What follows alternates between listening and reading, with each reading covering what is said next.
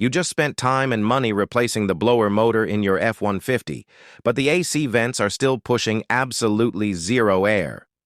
The actual fix you need is replacing the blower motor resistor, a small electrical component that controls the fan speed and often burns out before the motor itself.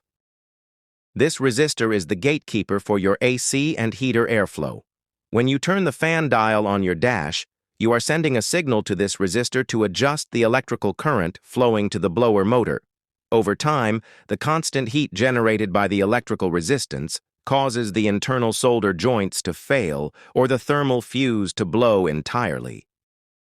When the resistor fails, it usually cuts off power to the lower fan speeds first, leaving you with only the highest setting, or it completely severs the connection, resulting in no airflow at all. Many people mistakenly assume a dead fan means a dead motor, leading to an unnecessary and frustrating replacement.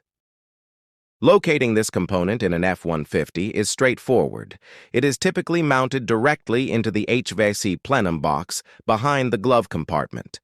Engineers place it inside the ductwork so the airflow from the blower motor can keep the resistor cool. Accessing it usually requires dropping the glove box down and removing a couple of screws holding the resistor harness in place.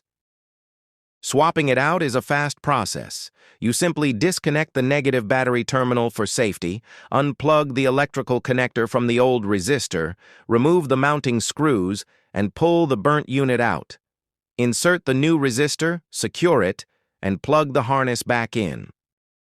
Once everything is reassembled, start the truck and test the climate control dial across every speed setting.